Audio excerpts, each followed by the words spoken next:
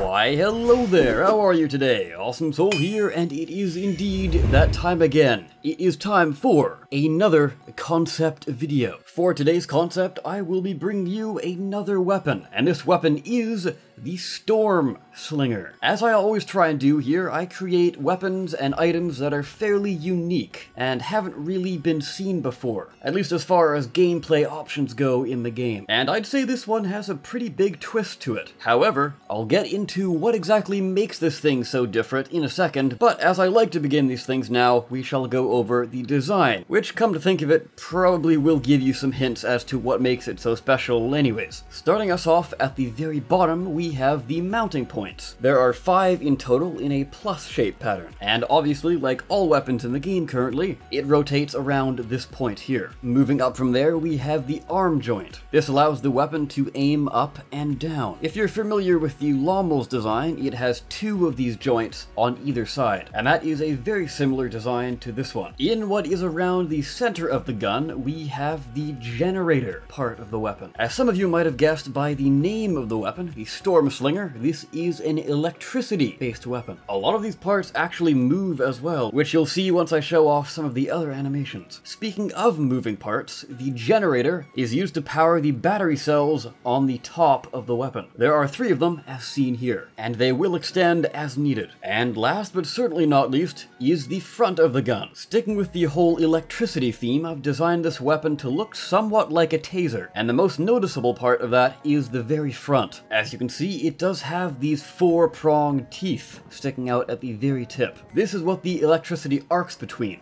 and the thing you see sitting behind the teeth is a powerful magnet, or some sort of crazy future sci-fi tech that is used to actually direct the electricity towards the target. So, with the design out of the way, we can go into the role and features of the weapon. The Storm Slinger would fit more of a mid-range, hit-and-run style role. This is certainly not to be confused with burst damage, however. As typically with burst damage, when it comes to things like the lock-on missile launcher or plasma, you dump all of your damage and then you run away in order to regenerate your power. This hit-and-run style is more of a utilization of cover to your advantage, so therefore you can stay around in the battle a whole lot longer, with not necessarily needing to get too close. However, it is still a mid-range weapon, so you can't get too far. You have to kind of find a sweet spot with this thing. But after I explain a few more things, this weapon's role will be a lot more clear to you. As far as CPU for this weapon goes, ideally I'd like to see it at around 200 CPU per weapon. Now this is both a blessing and a curse, as having a low CPU cost means you can have a little bit more leeway when it comes to building a robot. You could add some other parts, or you could just go with the damage boost you would get. Unfortunately, the fact that this thing has fairly low CPU compared to the other heavy weapons means that it will have a lot less armor to work with, making it not quite as effective super close to your target. And that goes back to what I was saying about finding your sweet spot as far as range goes. Though with this low health does come a fairly compact size, being only slightly larger than the Ion Distorter. The other thing I should address is what exactly do I mean when I say mid-range? Well, the maximum range of this weapon is that of the PSK's maximum lock-on distance. I just want to make it clear though, I am using the PSK's lock-on distance as an example. The Storm Slinger itself has no lock-on capabilities. You have to aim it manually. Finally, we come to the main thing that makes this weapon so unique, and that is it has not 1, but 2 firing modes. There are both single fire and charged fire modes,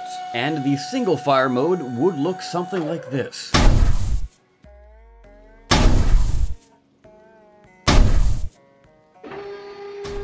As you can see, the animation for it is fairly simple, whereas the other mode would be a lot more flashy. It should also be noted that you do not need to press any buttons in order to change the firing mode. The firing mode is simply determined by how long you hold down your mouse, whether that be a single click or a full hold and release. Single fire mode, rather obviously, fires a single quote-unquote projectile when you click your mouse, and that of course is a single click. As you would expect with a lightning-based weapon, this is completely a hit scan, aka it has 0 travel time. So if you're looking at a target, as soon as you press the mouse, it is going to deal damage. While this is a fairly powerful feature of the weapon, you must remember that the range of this weapon is fairly limited. The other limiting factors this mode has is that it has good damage per hit, but somewhat low DPS. And as I just stated, this mode does have the same range as the PSK's maximum lock-on. Figured I'd put that note there to remind everyone. This mode has a 2-second fire rate, so even in this mode, it's still definitely not a rapid-fire weapon. And all of the attributes I just listed off would make this firing mode good versus faster targets. But from there, we go into the charged fire mode, and that would look a little something like this.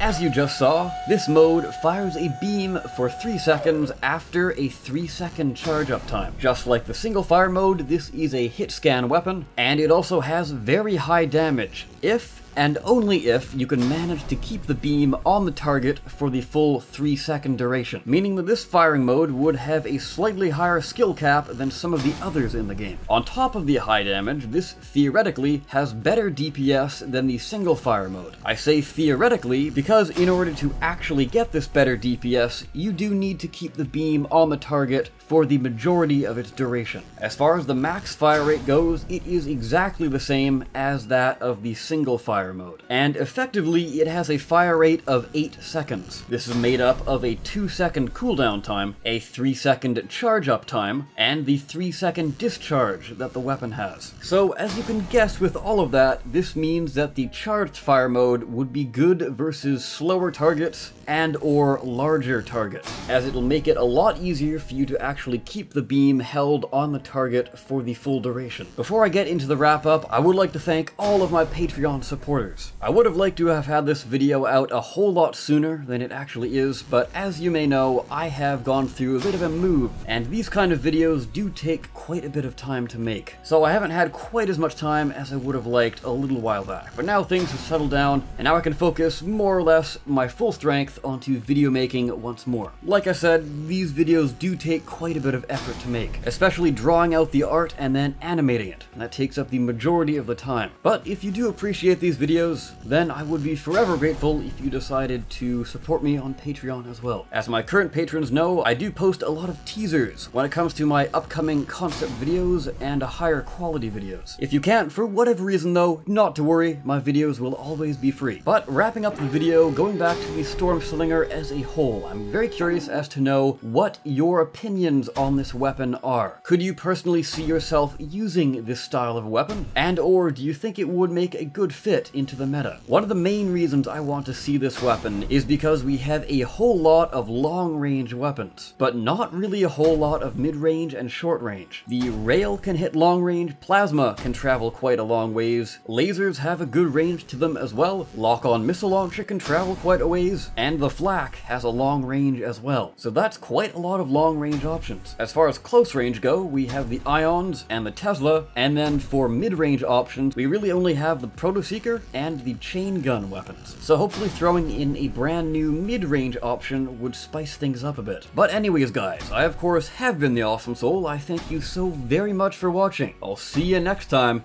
Take care.